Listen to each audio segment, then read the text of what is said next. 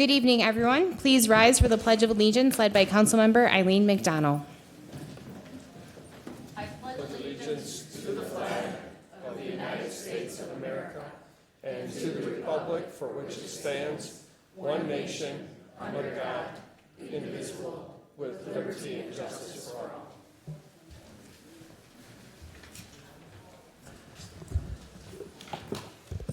Welcome to the 2040th regular meeting of Livonia City Council. This is a voting meeting. Minutes of this meeting will be approved at the next regular meeting scheduled to be held on Monday, May 18th, 2026. Will the clerk please take the roll? Councilmember McDonnell. Here. Councilmember Persicone. Here. Councilmember Tashnik. Here. Vice President Brockway. Here. Councilmember McCullough. Here. President Reed.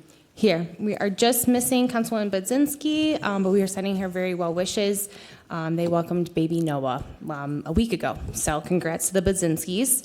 I will now entertain a motion for the minutes from the regular meeting of the City Council held on April 20th, 2026. So moved. Support.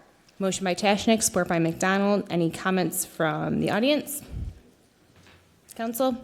Madam Clerk, please take the vote. Councilmember McDonnell. Yes. Councilmember Persicone. Aye. Councilmember Tashnik. Aye. Vice President Brockway. Aye. Councilmember McCullough. Aye. President Reed. Aye. And the minutes are approved 6-0. We will now move on to audience communication. Council has set aside 30 minutes for audience communication for items that are not on the agenda. Do we have any audience communication tonight? You will have 3 minutes.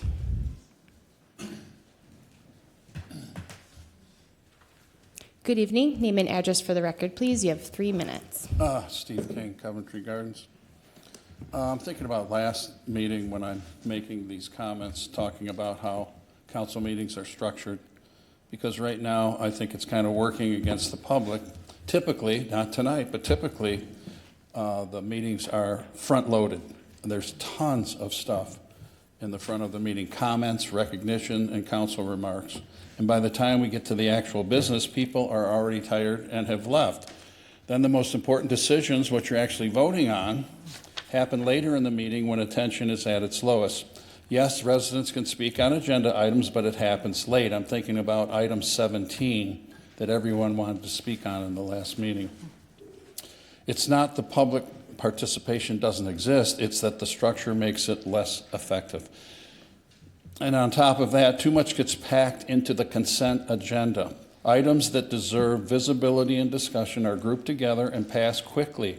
That doesn't build trust, it undermines it. I believe it's fixable. Start the meeting, move directly into the agenda, handle the people's business while the room is still engaged. Keep public comment where it matters, right before votes, but do it earlier in the meeting when people are actually here to participate. Then after the work is done, then you have council comments, recognitions, and everything else. Same meeting, same voices, just in an order that respects people's time and strengthens transparency. Right now, the structure is backwards. It's an easy fix and would make a real difference. Thank you. Good evening. Name and address for the record, please. You have 3 minutes. Yeah, Denise Micah, Livonia. I have a comment on the reports from the mayor and city officials where they're talking about the budget to actuals. And when I'm reviewing that file, I could not track where money had been taken out and added to another area. So, for example, Department 265, don't know what that is. It was 2.4 million, and this is to reconcile it at the end and to give a flat $1 million. I mean, that just kind of like, when I just see a plain number like 1 million, it's like, how come it's not 1,200,000 or 50 cents or something on there? You know, it just doesn't follow the common sense. Also, Department 441 had, I believe that's with public safety. They added money to that, and I added up the other areas and where the money was taken out, and I don't know where this money came from. And then, of course, Department 755, the Recreation Center, that was $1.5 million that was added to the budget adjustment. So I wonder what's going on this year to date. And I know there have been challenges in the Finance Department, but we've already passed the first quarter. We're into the second quarter of the year, and so I'm getting nervous on what money is going where and what was approved by council. And if the budget was approved by council and these adjustments were made, how come the adjustments aren't being approved or really reviewed by council? Because then that seems like after the fact, and whether you reviewed everything and said, we're tight, it's this, it's got to be this. We attended the budget meeting, and it just shows you that they just put their stuff in there, and it's just receive and file. So I think instead of receive and file, it would be nice if council got justification on why those specific areas were changed, and any area within a certain percentage. I mean, I understand with budgets, you might have a 10% or whatever, the industry practices, but it really, when you increase 2.4 and add $1 million to it, that's a significant increase in the budget for that department. So anyway, that's my questions. Thank you. Thank you. And just, normally we don't allow to do audience communication on the agenda, but we did talk about it before, and when we receive and file, like we will do for those reports, we don't go to the audience, so that is why she came up now. I asked for permission ahead of time. Good evening, sir. Name and address for the record, please. You have 3 minutes. Yes, Christopher Martin, a resident of the great state of Michigan.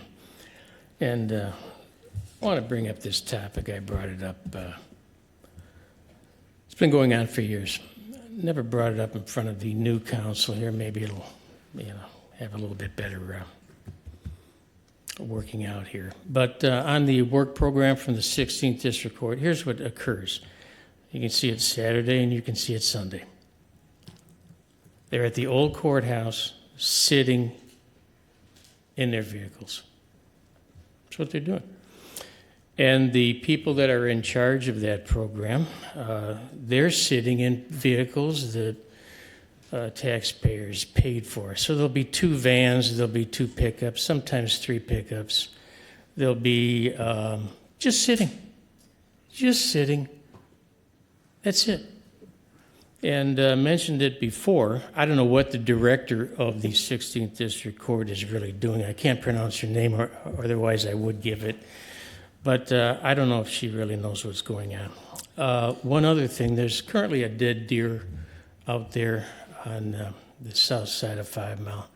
It sat out there for a couple of days. Okay, there was one closer to the rec center, and that disappeared after a while. But basically, I don't know what the process is for that. When there's dead deers on the side of the road, usually I've seen it in the past. They're out there bloating and stinking, okay, until the garbage guys come by on their regular route.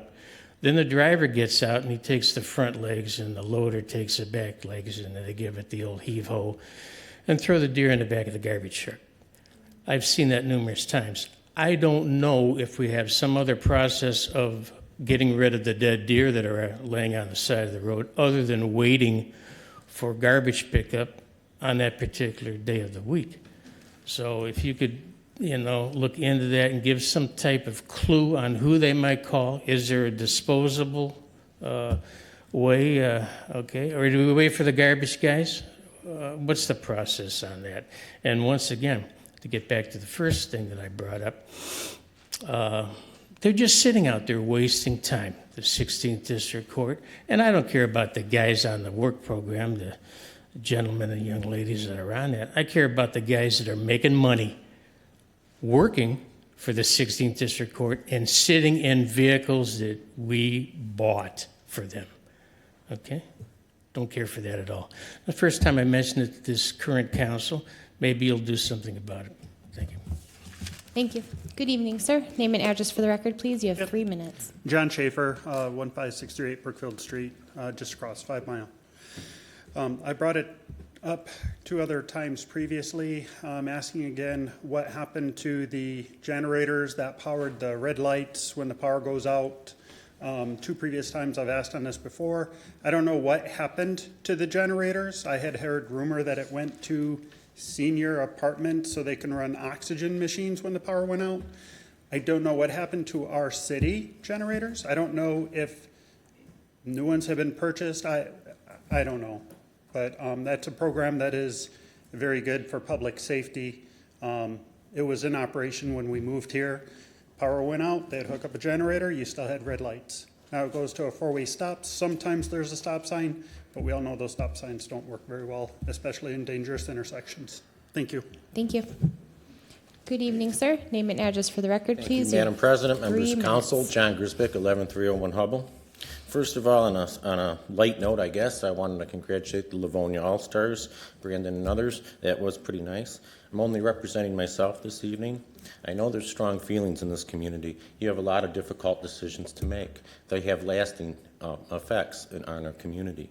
There's been a lot that we've gone through in the last year, and only each one of us, no matter if we're on council, the mayor, member of the community, voter, whatever, know our true agendas, right? So I hope people understand, and I've been around long enough, that there's difficult decisions and there's things that, you know, maybe as community members we don't know that the administration and council do know. So I'll leave it at that on that. But what isn't a difficult decision, not at all, is that we renew, as voters, we renew the police and fire millage. And it is the police and fire millage, public safety. The millage is no new taxes. There's no new tax at all. We've heard that. We know that. And it's not going to be used for construction at all. We know that. There's also, as one of the council members said a while back, there's also a senior and cultural renewal. And again, it's a renewal, no new tax. So I would hope that we put aside our differences as voters, because what's before you with the station and other things is before you now as a council. That's a separate decision than what we went through as voters last year. We all have strong feelings. Again, I get that. But what's before us, again, is 2 renewals. It's very important, and we can't take anything for granted or look into our past or anything like that. So I hope people renew it. It had strong support 10 years ago, and I hope it does again. Thank you. Thank you. Good evening, sir. Name and address for the record, please. You have 3 minutes. Before I speak, before you start the clock, it's Greg Relko. I've been away for a couple of months, so maybe you'd give me a little more time to speak. I have a few things that I wanted to get in front of everybody. So if someone would make a motion to give me a couple more minutes beyond the 3, being that I'm the last speaker here and you're well within 30 minutes, I would ask if you would kindly do that. Madam Chair, how many extra minutes are you looking for, sir? Just a couple minutes, 90 seconds, 90 seconds. I'd be happy to offer the extra 90 seconds. Yeah, I'd support it. Okay, motion by McCullough, support by McDonald. Madam Clerk, any comments from council? Madam Chair, Ms. Dashnik? I think I'd be more apt to see if Mr. Relko needs the time after he has his 3 minutes. We've done that before in the past, before we vote. I just don't want to set a precedence of going over time. Okay.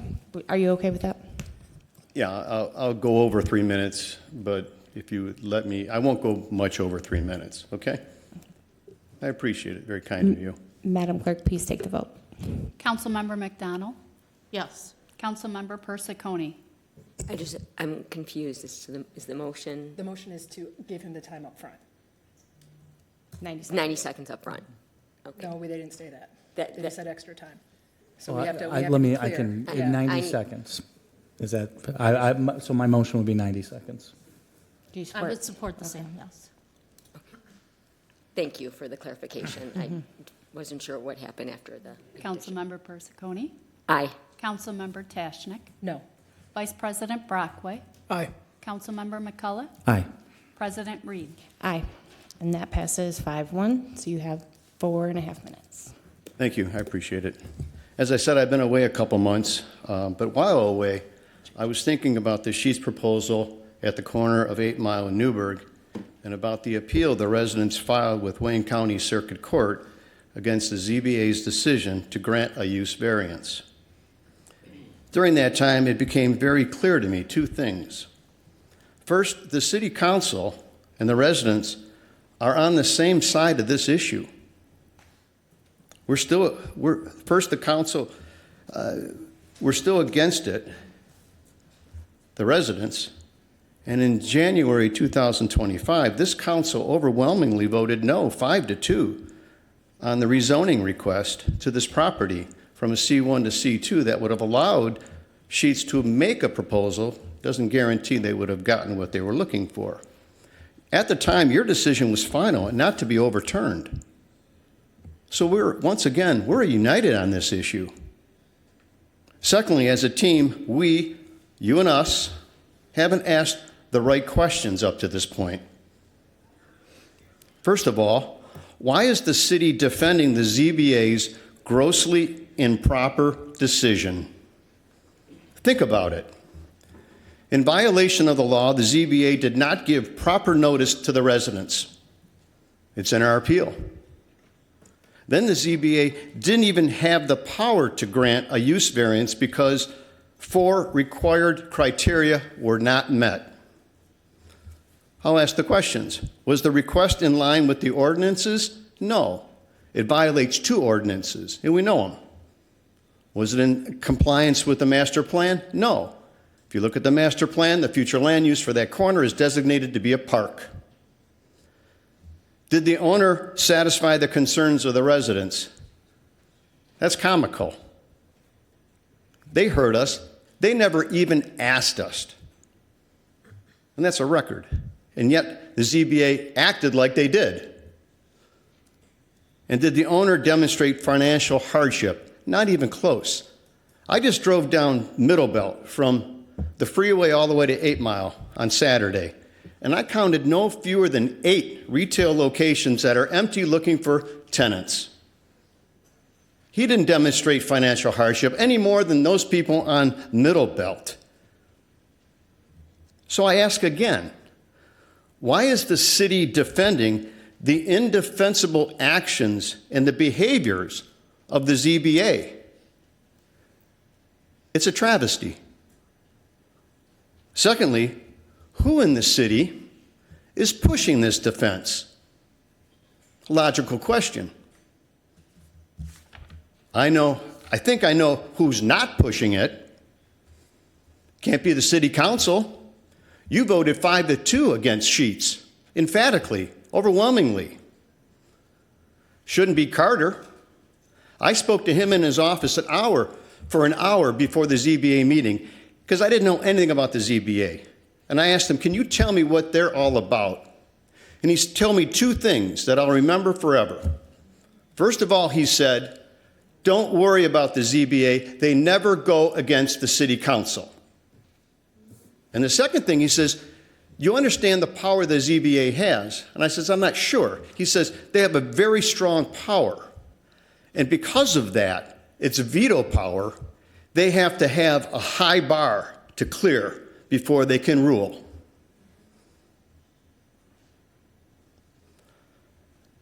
I spoke to him about that at length. So if it's not you two, City Council and Carter, then I ask, who's pushing this agenda? And I think it points to the mayor's office. What I'm asking you tonight, and my time's going to go over, and I'm going to have to come back and talk at the study session to finish my points. So I'll leave it at right there. But you have work to do, and I'm going to describe that in a bit. Thank you. Any other audience communication? All right, we'll move on to council announcements. Ms. McDonald, do you have anything? I do, thank you. I would like to propose a motion to bring to the committee of the whole for a review of the purchasing reporting in the amounts between $15,000 and $19,000, and to have council to be able to have documents backup on these purchases. And also, I would also like to expand the purchasing because our purchasing right now threshold is $30,000. Madam Chair. Support. I was going to say, she just needs support. Go ahead. Okay, oh, I'm sorry, Yeah. I'm sorry. I was just, no. Yep, you're go good. ahead. Keep going. You're good. Okay, thank you. I apologize. You're good. Anyway, and secondly, I'd like to see the expansion from 20,000 to 30,000, because currently our purchasing threshold is $30,000. So we're not receiving any reports on anything that is between those $2 amounts. So I would like that to be brought to committee of the whole. Okay. Madam Chair, Ms. Tashnik? a quick point of just, I guess, particulars. Would it be 15,000 up to 19,999? Because we don't want to leave that gap Yes, between 19. $15,999. Okay, so let's correct. just make sure it wasn't Correct. 19,000 in the motion. Yeah. So. Okay. Anything else from council?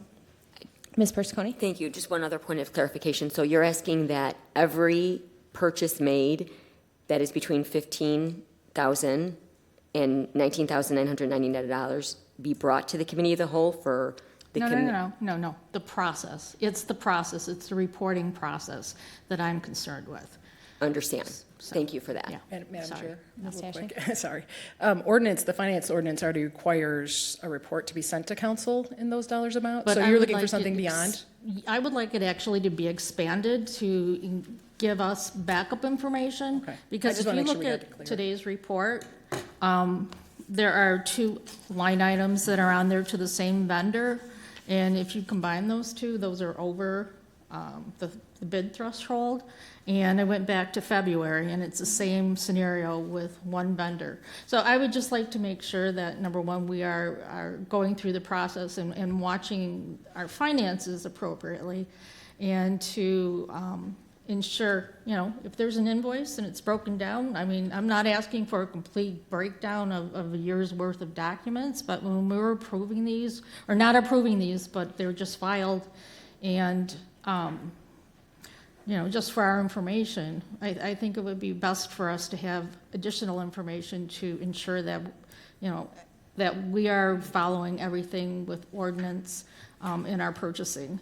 And also, I'd like to have that expanded to from the $20,000 to $29,999, because our purchasing threshold is $30,000. Okay, thank you. Any other questions or comments from council? We need to vote on this, right? It needs to go to the audience. Oh, audience, any comments from the audience on this one? Okay, Madam Clerk, please take the vote. Councilmember McDonald? Aye. Councilmember Persicone? Aye. Councilmember Tashnik? Aye. Vice President Brockway? Aye. Councilmember McCullough? Aye. President Reed? Aye. Okay, so that will go to the committee of the whole. Did you have anything else tonight? No, I'm sure we'll later. Okay, Mr. McCullough, anything tonight? Yeah, thank you, Madam President. I am just recovering from getting slaughtered by the Red Wings alumni, and anybody that was there seen that. My back, I don't feel that good, but we did have an incredible event that everybody was there. Jameson Williams did show up to drop the puck, which was spectacular. He was kind of our secret guest, and I was nervous because at one point I used to work at Habitat for Humanity, and this was like 2008, and Chuck Gatica was supposed to be kind of the main dude. Well, he kind of bailed, and so I was Chuck Batica, and I had to fill in. So not promising that thing, and now we're going to kind of create like a Taylor Swift thing where we're just not going to tell anybody. Maybe it's Taylor Swift the next show. We don't know. You better buy your tickets, right? See what I'm doing? But no, we had over 700 people, probably raised close to $10,000 right directly to Breaking Barriers for kids and families. We had our Rotarians cooking hot dogs after for everybody. We had the Livonia Franklin Choir. We had our Honor Guard presentation of colors. We had 40-plus players that served as your entertainment for the evening. And then again, obviously topped with Jameson Williams. It was just spectacular. Everything went good. Everybody signed a waiver. And so we did have our goalie getting fluids. He's fine now, but there wasn't anything that was going to stop him from playing against the Wings. So again, everybody that came out, thank you again. It was a great day for Livonia all around. I always say it's a Hallmark version of a hockey game without the blood and gore, but the Red Wings had a lot of fun with us. Darren McCarty was out there, Drew Miller, a couple big names. Eddie Mio, who is Vice President brought up, is close to his 70th birthday, was out there with his cool mask on, just stoning us on everything. So that was cool. Thank you. And Mr. McCullough? Mr. McCullough, what are you at now for that was your 5th year, right? What have you raised? I would Gotta- say we've got to be close to $65,000. Great. That's That's amazing. good. Yeah. No teeth loss, and everybody's got some good things going, so. All right. Thank you. Mr. Brockway? Thank you, Madam Chair. Good evening, Livonia. First, to my fellow Star Wars fan, happy Star Wars Day. May the 4th be with you. On a more serious tone or note, tomorrow approximately 28 Livonia residents, myself included, will be graduating from the Livonia Citizen Police Academy. This experience has been educational, engaging, and truly eye-opening.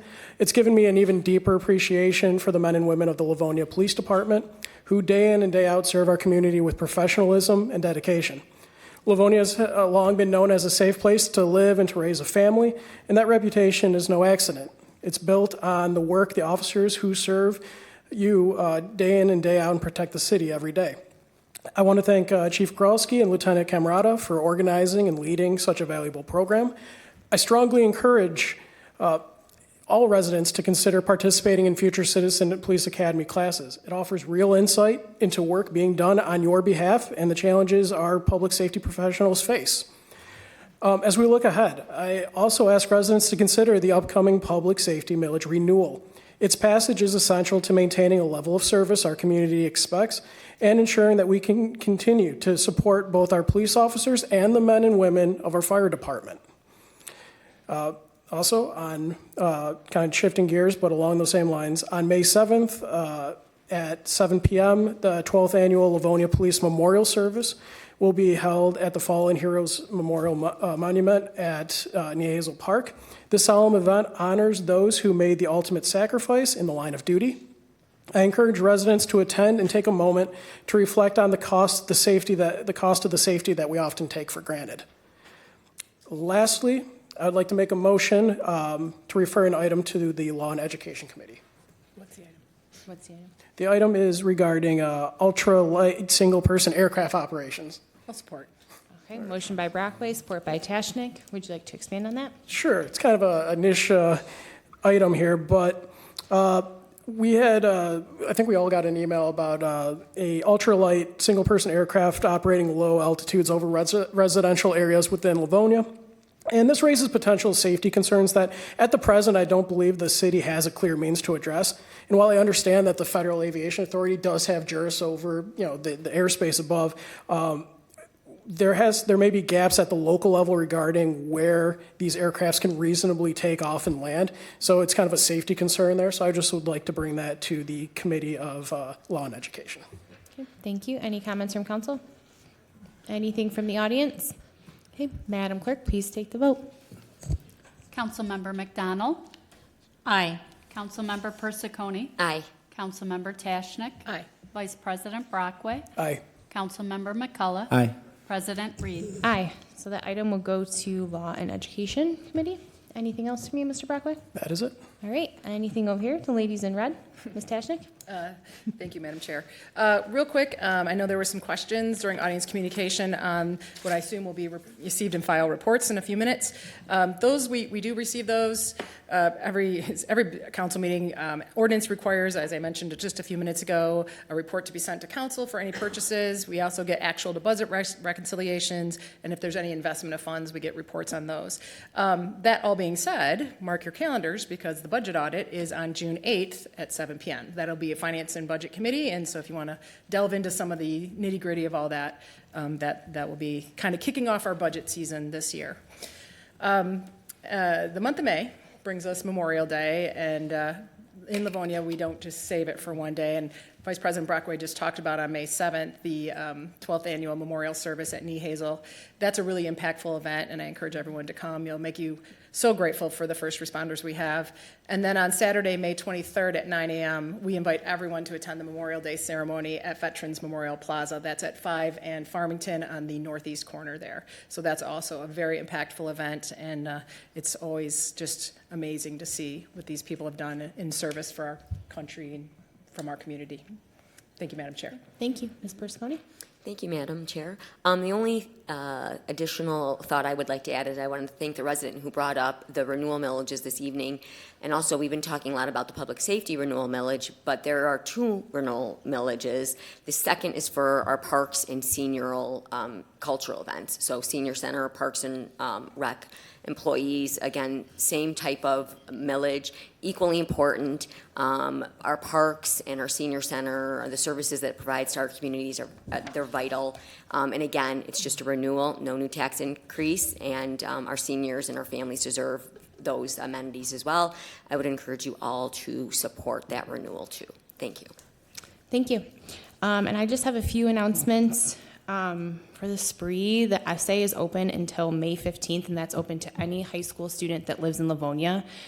The scholarship prizes are $5,000, $3,000, and $2,000. So it's just a 1,000-word essay that's due May 15th. And then nonprofits or community civic organizations, our grant and donation application is open now, and it's open until June 28th. And both of those can be found at livoniaspree.com. And then just a reminder, also on May 30th at 9 a.m. is the Run to Save Our Youth 5K, and you can still register for that at livoniasaveuryouth.org. It's a really nice 5K. And a little bit sadder news, we had a retired sergeant from LPD. He retired in the early 80s, Ron Butcher. He passed away on Saturday, but he was actually the first mounted policeman of Livonia.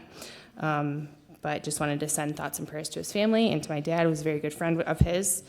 And a reminder, everyone, Mother's Day is on Sunday. Don't forget about your moms. And I have to give a shout out to the greatest mom. She's my grandma. She had 16 kids, but she is turning 102 tomorrow. So happy birthday to my grandma. And even better news, if you look at pictures of her at my age, I look exactly like her. So hopefully I got those great genes that are going to get me that far in life. Okay, and then business news, we have removed item 6 from the agenda, and there is new data on item number 7. All right, so we'll move on to reports from the mayor and other city officials.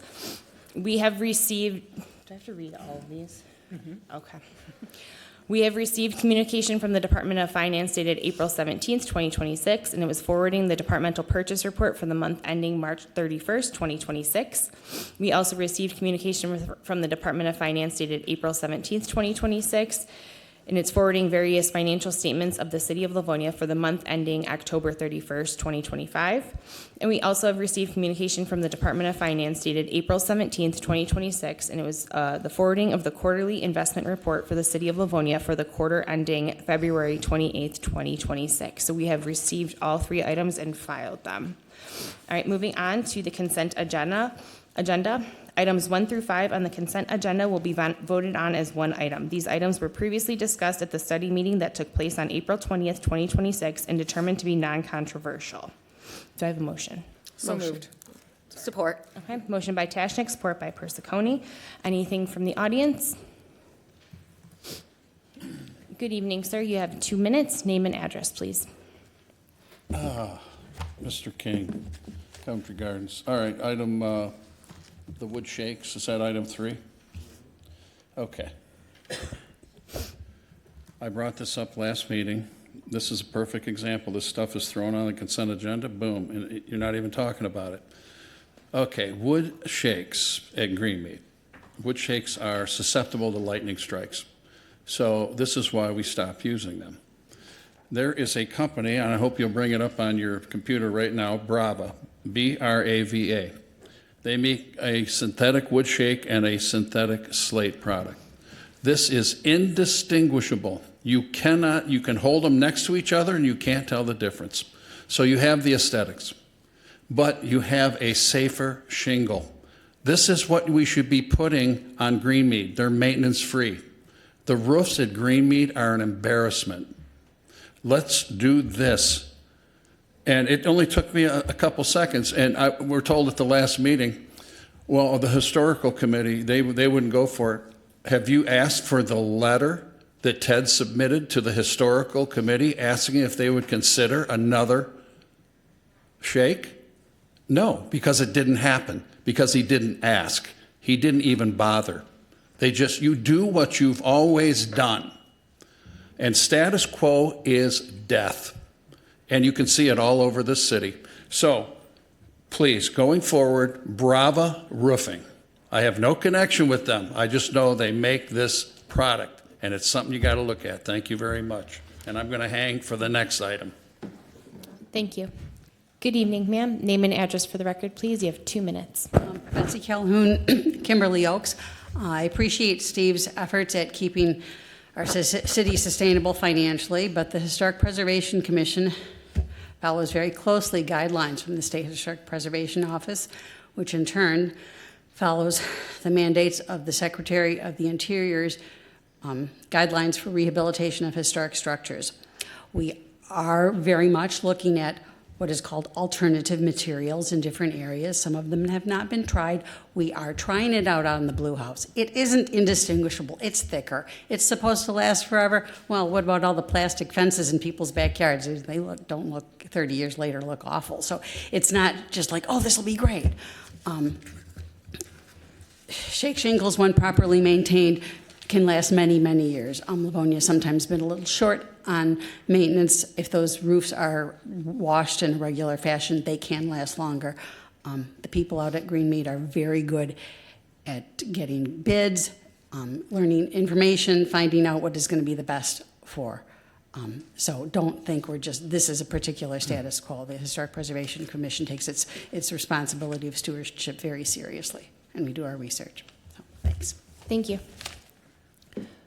Good evening, sir. Name and address for the record, please. You have 2 minutes. Thank you, Christopher Martin, great state of Michigan. I'd like to address that number 3. This is the Cedar Shakes over there at Greenmead. Several years ago, when Jim Jolly was on council here, Ted Davis stood over there, and they were going to put a new roof on the Wilson barn. And Mr. Jolly said, hey, why don't you check out some metal roofing that is very similar to a cedar shake. And that's as far as it went. I don't think Ted ever really looked it up, to be honest with you. But I know out in California where they have a lot of fires, you can't have a cedar roof or a wood roof on your house because they're trying to keep fires down out there. Now, I know there's some historic. I looked up some of the stuff, and the lady who was here before me was correct on that. Okay, it's the Secretary of the Interior. But has anybody followed through with the Secretary and see if we could put metal as a replacement for the wooden shakes? Because it's a fire hazard, the wooden shakes. That's the way I look at it. And they're more expensive, and they don't last as long as a steel roof and other materials that actually look just exactly like it. Plus, when you're standing on the ground and you're looking up a number of feet, especially over at the Wilson barn there, I defy anybody to say those are wooden shakes as compared to a metal shake or something that's very similar, because it's so far up in the air. You really can't tell it unless somebody, handed you a piece of it. So my time's running out, but I'm kind of in favor of maybe just delaying the vote on this one. Thank you. Mr. McCullough? Thank you, Madam President.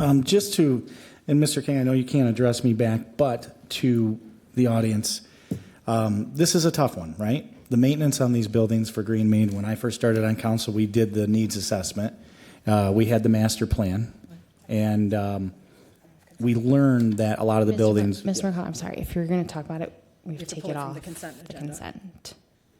Even if it's just an overall consent agenda item? Yeah, we're not, if we're going to talk about an item, we have to pull it from the consent agenda.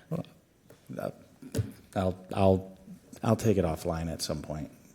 But you know what? Let's pull it off the consent agenda. Item number 3? Yes, please. Okay. If that's okay. No. You can request something to be pulled. Okay. Mr. King, since you already spoke once on the consent, I wanted to address item 4. That's not how it works. Well, don't I It's still just got the- a minute left from my first address? No. It's one consent is one item, get up once to talk. But we pulled Then number. why number them? Why number them? Okay. If Is there any I other should be audience able- communication? I'd like a ruling from the law department on that. I should be able to speak on Mr. any King? item on the agenda. Mr. King, you already were up here and you had your chance. You get to speak once on each agenda On item. each agenda The item. con- I know As the I rules stated of before, council. the consent agenda is voted on as one item. So it's one item. You get one chance to talk on the consent agenda. That's okay. not true. You better look at your Robert's Rules of Order. Okay. Kaylee. Is there any other audience communication? Madam Clerk, please take the vote. All right, Kaylee. Councilmember McDonald? Aye. Councilmember Persicone? Aye. Councilmember Tashnik? Aye. Vice President Brockway? Aye. Councilmember McCullough? Aye. President Reed? Aye, and the consent agenda passes 6-0. We will now move on to unfinished business, which will be item 3, which is the awarded bid for the replacement of the AJ Gear Store roof at Greenmead Historical Park from budgeted funds. Madam Chair, I'd like to offer an approving. Support. Okay, Thank motion you. by McCullough, support by Tashnik. Mr. McCullough? Thank you. I wanted to speak a little bit in more detail. So going back to it, we did have a needs assessment done and a master plan created for Greenmead. And you'll always hear me, I'm frustrated because that binder's has been sitting collecting dust in a bookshelf somewhere. So we have plans to do things. The problem is when I first looked at it and looking at my past history, I was the construction director for Habitat for Humanity and SHPO, which is, if anybody knows SHPO, that's the State Preservation Historic Office. And they have guidelines. And trust me, as much as I wanted to mix the sustainable factor, these are buildings, just as in any historic building that has this, you have to go through certain processes. And how much you want to factor sustainability, think about vinyl siding. Vinyl siding, no maintenance, right? It could last forever, but it doesn't go to the landfill very well. So they have hardy board, but it's more maintenance. I want to keep the character, at least from my seat, of Greenmead to be as historic as possible. I don't care what has been done in the past. I don't care if we, added a refrigerator that shouldn't have been there. But we can only speak for what's going forward. And cedar shake roof was what was put on those buildings in the period. Now, one could argue, and I think someone did bring it up, that proper maintenance will extend the life as in anything, right? And we got to get better at maintenance and preventative maintenance, and that is something we're working on. But as much as this is tough for me because I love sustainability, I love saving energy, I love all of that. But this is a historical sector of our city. It needs to be repaired with capital planning accordingly. And that is why I'm sorry for belaboring and pulling off the agenda, but there's vinyl siding. You could also put solar panels on the roof that have PV components. That's really cool. But this is something that we're trying to have for historical purposes. And that's why we should do the right thing. Thank you. Thank you. Anything else from council? Anything from the audience? Who got there first?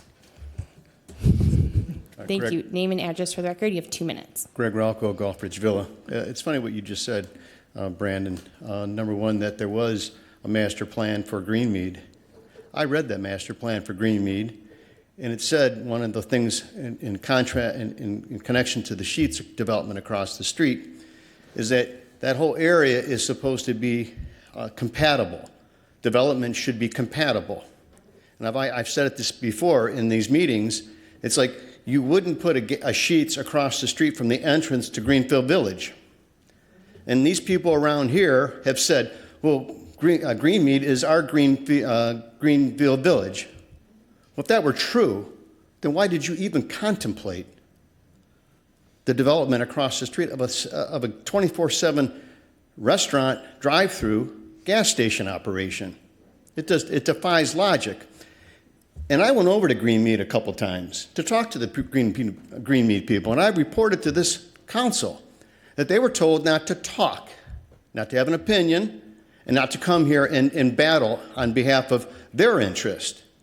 And they made it very clear they were concerned about a 24/7 drive-through restaurant because of the trash that's going to inevitably end up over there across the street. okay? And 24/7 people coming onto the grounds after hours, because more people are coming to that corner where they're not already coming. And so I'm befuddled. When I hear these kinds of things, you guys don't connect the dots. It's shameful. Thank you. Good evening, sir. Name and address for the record, please. Jerry Kersinski, 19488 Bainbridge Avenue. I'd like to support the fact that we have chosen as a city to have Greenmead, a historical preservation area. Wilson Barn is different. It's in a different area. It doesn't meet the same criteria, but we also, as was discussed earlier, we have voted and supported a millage for cultural items that directly fund this. So we should take that into account when we look at how we're spending the money. We've chosen to do that, and we should spend it and make these buildings shine the way that we all intended. Thank you. Thank you. Good evening, sir. Name and address for the record, please. You have 2 minutes. Good evening, President. Jim Biggett, Lancashire, Livonia, Michigan. I would like you to add to that requirement that the city have their plan for maintaining the cedar shingles. I like the idea of the cedar shingles. I'm not opposed to that. But I would like to see what the plan for 5, 10, 15, 20 years for maintaining and not letting them sit, get algae, get the leaves on there, get discolored. What's the plan? Don't just approve it. Make them have the plan for how they're maintaining it and how they're budgeting it. You've talked about you're having a budget review on June 8th. What's the plan in the budget for maintaining the buildings at Greenmead? You have a millage. You said you're getting money. How are they maintaining the other roofs? You mentioned Wilson Barn. How are they maintaining that roof? Those are questions you should be asking when they put the budgets together. I'm not here to badmouth anybody and how they manage their department, but if you're having a historical area, how are you maintaining that area? How do you keep the buildings maintained? You have a millage for that. You should have money going for that. If you don't use the money for that, what are you using it for? If you're using it for other things, then that's not what the millage was approved for. So please, make sure that the city, before you approve this or add to that, that what is the plan and report to you how they're going to do it. Don't just blanket say, yes, we're going to approve it. Make them accountable. Thank you. Thank you. Any other audience communication? Madam Clerk, please take the vote. Councilmember McDonald? Aye. Councilmember Persicone? Aye. Councilmember Tashnik? Aye. Vice President Brockway? Aye. Councilmember McCullough? Aye. President Reed? Aye. Item number 3 passes 6-0.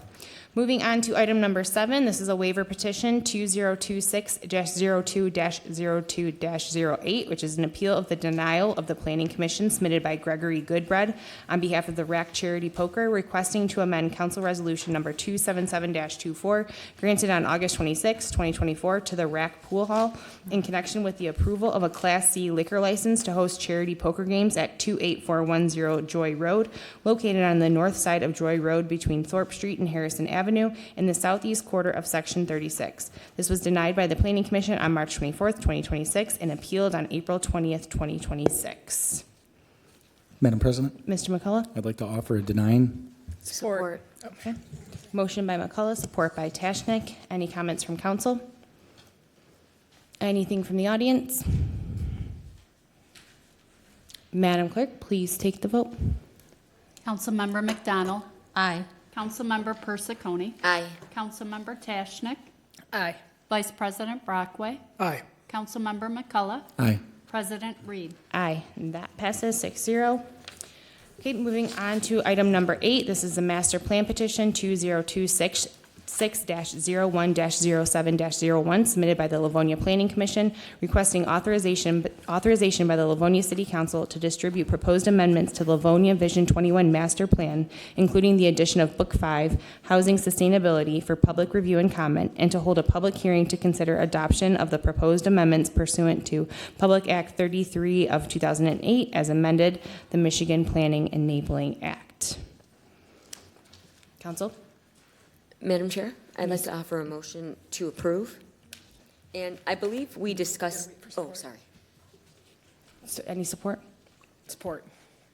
Motion by Persicone, support by Tashnik. Thank you. And I do believe that this was also discussed, that even if we did do a motion to approve, it could also go to committee. So I don't know if I will also offer a motion to refer to law and education. I think it's Oh, two okay. separate. Then Yep. first, I would just like to offer my motion to approve.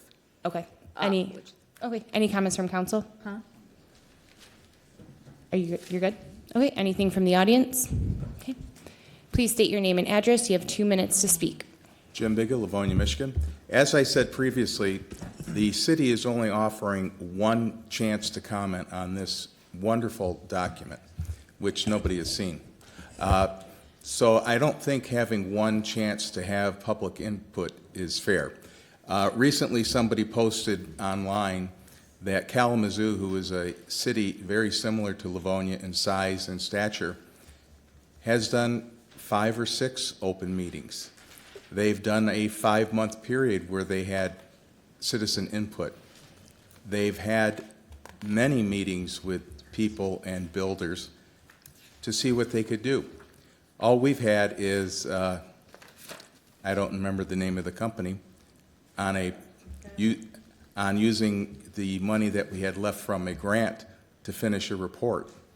And the Planning Commission asked them to go back and make some changes. And I know that the Planning Commission really didn't spend much time on it. One of the Planning Commission members said, you know, that's what ChatGPT's for. You can go through and see what the highlights are. So I think we need to spend a little more time on these reports, especially since Vision 21 is still around. Even though 67% of the people didn't want to spend money to enact Vision 21, I think we need to spend time making sure the documents reflect what 90,000 people in the city really think, and not just the 2,000 people who supposedly filled out a questionnaire the last time. Thought should be in there. I think we really need to give the people time to digest and meet and discuss this and not rush it through just so we can say we've done the check mark to the state of Michigan. Thank you. Thank you. Good evening, sir. Name and address for the record, please. You have 2 minutes. Thank you. Good evening. My name's Jim Beringhouse. Live in Woodbury Park. I chair the city's Environmental Commission, the Greenleaf Commission. I want to say that the commission members are currently reviewing Book 5. Some of our early findings are there's basically 3 elements of sustainability. One is social, the second is economic, the third is environment. Book 5 does a good job of addressing social and environmental elements of sustainability within our community. It does not fully address the other environment, which is environment. We feel that Book 5 needs to include housing design and how it relates to environmental impact in Livonia. Some of the components of Book 5 that should be included, it should look at energy efficiency and renewable energy to lower energy consumption and reduce carbon footprints on these future homes. Also, look at the areas of water conservation using low-flow fixtures and sustainable landscapes, again, to reduce watering costs within these properties. Site planning, making sure these developments are placed near transportation, workplaces, and amenities within the Livonia community to reduce transportation emissions. We want these homes to have economic sustainability, to ensure long-term affordability, making sure that they will reduce utility bills and other ownership costs as well, and then durability and resilience. We want these buildings to be constructed to last, which reduces the need for renovations and material consumption. These elements, when integrated into the design phase, ensure that the next generation of Livonia homes are environmentally friendly and cost-effective. Thank you. Thank you. Good evening, sir. Name and address for the record, please. You have 2 minutes. John Schaefer, Brookfield Street. This took me a little bit by surprise again. Anything involving the Vision 21 plan, I've been trying to keep up with, I've been trying to follow. I was surprised that there's a new Book 5 and that it's trying to go into an addition to this for an amendment. I was wondering if you could summarize that briefly. I know that's a lot to ask. Or where can I get additional information about Book 5 or additional books that may be coming down the road for Vision 21? Thank you. Thank you. Good evening, ma'am. Name and address for the record, please. You have 2 minutes. Betsy Calhoun, Kimberly Oaks. What Jim said, it would be a really good idea for the city to utilize its very own Sustainability Commission to compile recommendations that could be folded into this document. Document is very good groundwork on and a comprehensive assessment of existing and historical demographic and economic conditions, but it gives very short shrift to sustainable housing other than the title. Georgetown University, their School of Business says sustainable housing refers to the design, construction, and operation of living spaces that have a minimal negative impact on the environment and promote a healthy living environment for occupants. Wayne County, I don't know if Jim mentioned that one. Wayne County is doing a decarbonization, putting together a decarbonization roadmap for buildings in Wayne County. This effort could also serve to inform the housing sustainability plan. So again, it would be wise to add some of the components to this plan. Greenleaf Commission would be happy to be of service. Thanks. Thank you. Good evening. Name and address. You have 2 minutes. Thank you. Denise Micah, Livonia. I have attended a planning commission meeting with the presentation of Book 5, and a lot of work had to be done.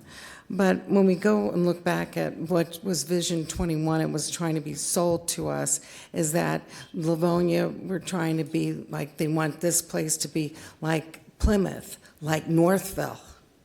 But Book 5 compares us to Detroit, Westland, and Dearborn. So there's a conflict right there. So the document isn't consistent on what they're comparing us to. And we do not have the land available in Livonia to go through with some of these plans that they have in this Book 5. So I still think it needs a lot of work, and I don't think we should just do it to check a box to say to the state, yes, we've got it done, but let's go for quality. And if everybody really cares about Livonia and wants the best for Livonia, let's get the best plan. And this Book 5 edition, I don't want it to be just a check mark, because I feel like even after my comments earlier today about moving the budget and that, nobody responded to that.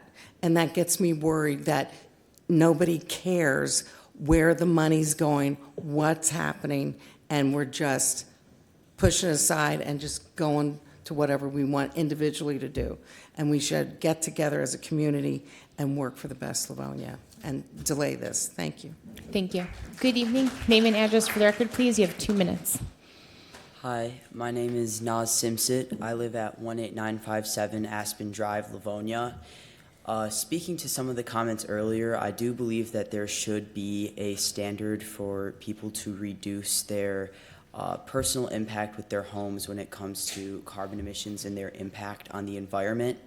One thing that I am hoping for is this summer I plan on working with some other students here locally and with Councilwoman Carrie Budzinski in doing wildflower planting and education so that people can understand how to use their own space to further encourage pollinators and native species to flourish. Another thing that was brought to my attention by a local resident was the use of mosquito spray in Livonia. Now, I know that this isn't entirely related, but just speaking on the environmental impact in the city, it is something that I encourage council to look into because it has been proven that it does kill off native pollinators more often than the actual mosquitoes. So just a thought. Thank you. Thank you. Any other? Okay. Good evening. Name and address for the record, please. You have 2 minutes. Greg Ralco, Gulf Ridge Villa.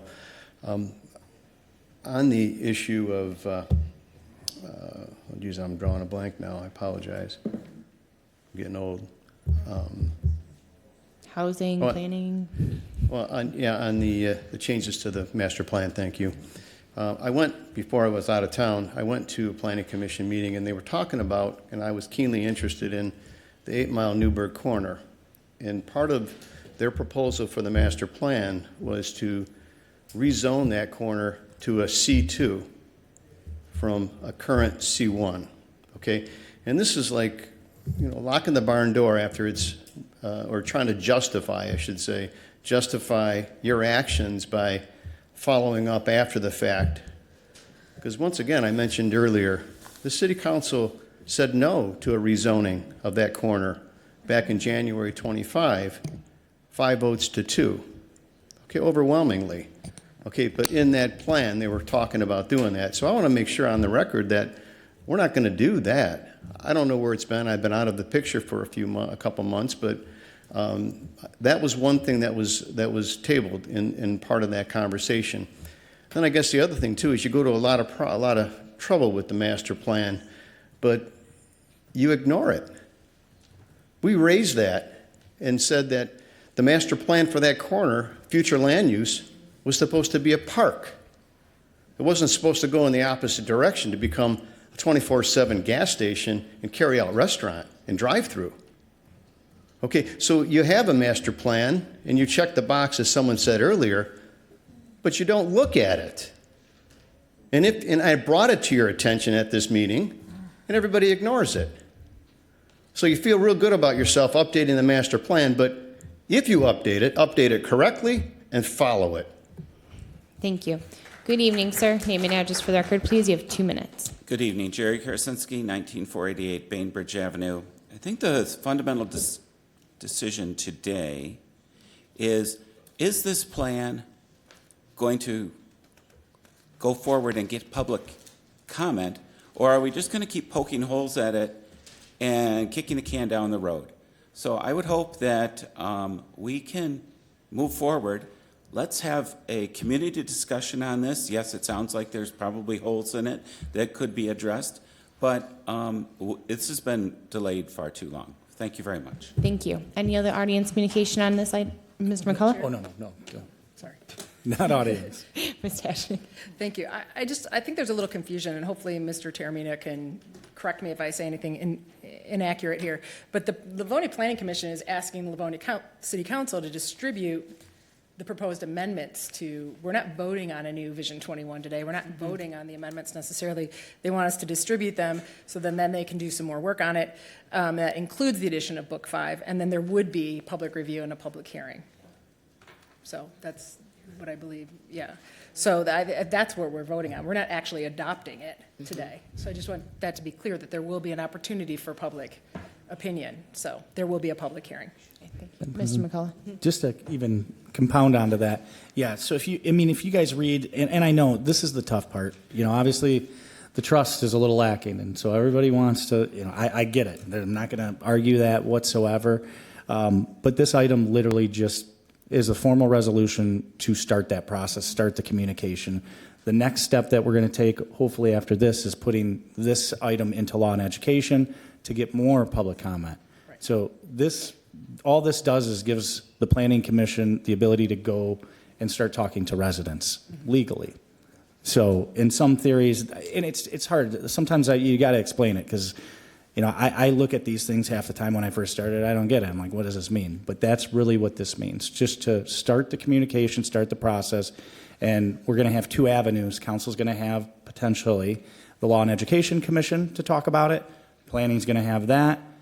And we'll talk to this, and I'm sure I can speak for all of council that we do want input. And I would agree from my personal seat, there is a lot of things that we need to update in here, guys, for sure. But this legally gets us the ability to have those conversations. And from my seat, and I'm sure from everybody else's seat on council, we will have those conversations.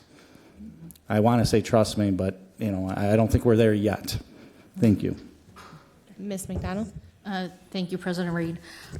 Just so I am clear, and so the audience is clear, what I personally would like to see is that goes to the Planning Commission, they have their public hearing, and then we have the Law and Education meeting at that point, so we can receive the feedback and give some insight from what the citizens have said. And I do have my reservations on some of the documents, so it would be a good time for everybody to learn and to hear, and then we would send our recommendations on back to the Planning Commission for their review in their process. Is that correct? Mm-hmm. Yep, so we're going to vote on the planning commission first, and then if someone wants to, can ask to put it in law and education, and then as you know, the chair of that committee gets to set when the meeting is. So if you want to request that they wait until after the planning commission's public hearing, that's more than appropriate. But first, we'll just vote on the planning commission part of it.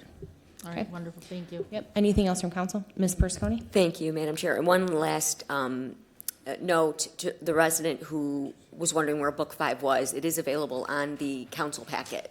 So just if you go online, it's Book 5 of 5. It is a part of the council packet, so you can start to take your first look at it. That's where you can find it. So just this is step one, and we're going to get the ball rolling. Lots more to come on this topic, so stay tuned on that. Thank you. Madam Clerk, please take the vote. Councilmember McDonald. Aye. Councilmember Persicone. Aye. Councilmember Tashnik. Aye. Vice President Brockway. Aye. Councilmember McCullough. Aye. President Reed. Aye. That passes 6-0. Council?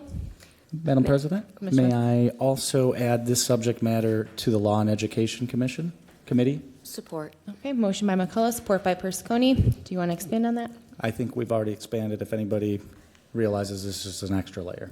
Okay. Any comments from council about putting this into the comments from the audience about putting this into the Law and Education Committee? Okay. Madam Clerk, please take the vote. Councilmember McDonald. Aye. Councilmember Persicone. Aye. Councilmember Tashnik. Aye. Vice President Brockway. Aye. Councilmember McCullough. Aye. President Reed. Aye, and that will be put into the Law and Education Committee. So that finishes our unfinished agenda. And we will now move on to any audience communication of anyone that did not speak at the beginning of the meeting. You will have 3 minutes. Okay. Good evening, sir. Name and address for the record, please. You have 3 minutes. John Pastor, 33461 Capri Court, Livonia, Michigan. I just want to bring up the millage that's coming up for the transit for Wayne County, where our rights are basically going to be taken away if this vote goes through. Understand one thing, where Livonia did opt out of the SMART system. We have our own bus system here in the city of Livonia. But now that our senator and our state rep voted to take those rights away from local communities, it's now a vote all. So if Wayne County votes for it, we don't have a choice to opt out this time. So I would strongly encourage people to vote no for that transit millage, because it is going to take away our local millage, or our local transit authority away from us. So we need not only to just vote no in Livonia, but all the suburbs need to vote against that proposal. I think it's a bad deal for the city of Livonia. Thank you. Thank you. Any other audience communication? Any closing remarks from council? Motion to adjourn? Support. Motion by Tashnik, support by Persicone. And we will do the study, we will start the study at 8:20. Get an extra 3 minutes.